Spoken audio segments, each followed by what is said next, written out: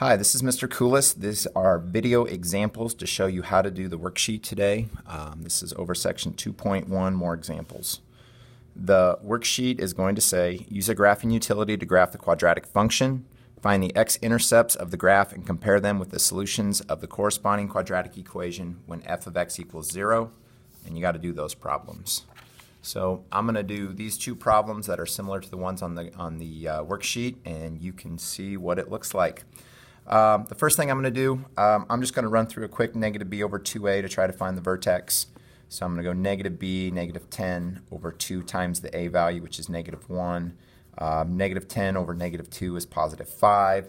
I'll take that 5 and I'll plug it in. Negative 5 squared plus 10 times 5. That's negative 25 plus 50, or 25. It looks like I have a vertex at 5, 10, 15, 20, 25 at 5, 25.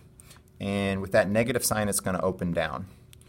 I've entered that on my calculator, the original equation, and I'm going to hit the graph button. And I notice it does go up very high. I'm going to zoom out one time, and my assumption is that the vertex up here will be at 525.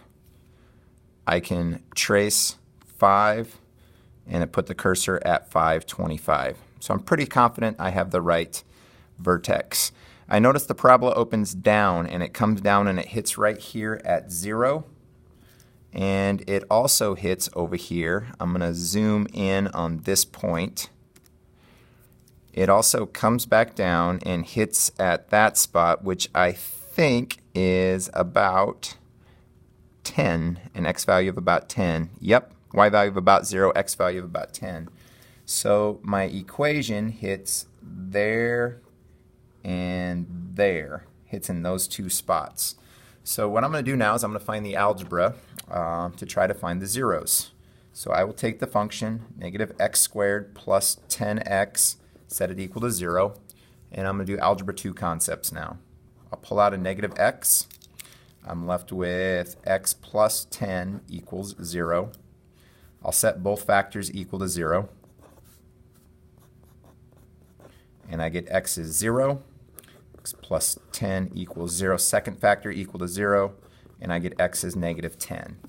And what this problem wants you to see is it wants you to see that those two x-intercepts are the same as setting the function equal to 0.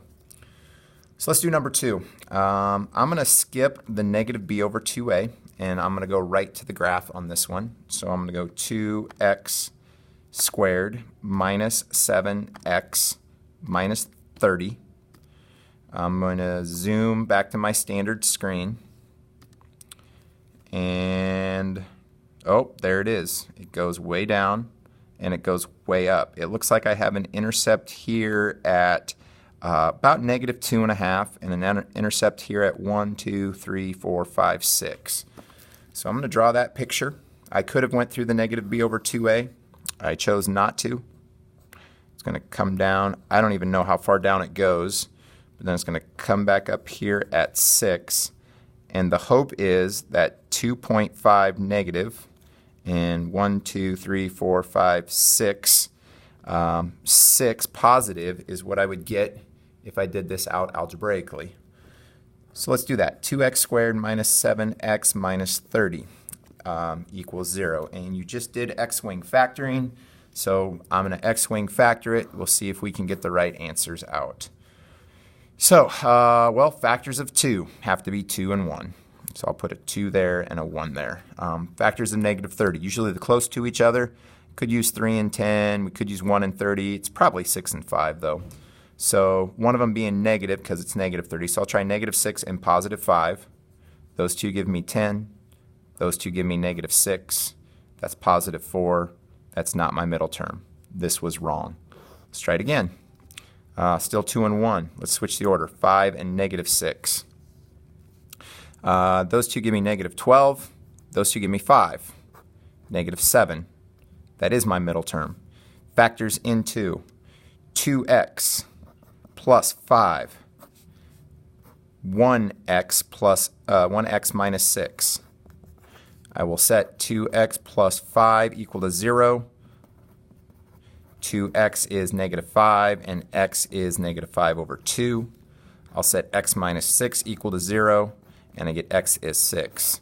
And once again, what we see are the zeros, what we get when we set the function equal to 0, are the same as the x-intercepts on my function. Now you should be able to do the worksheet.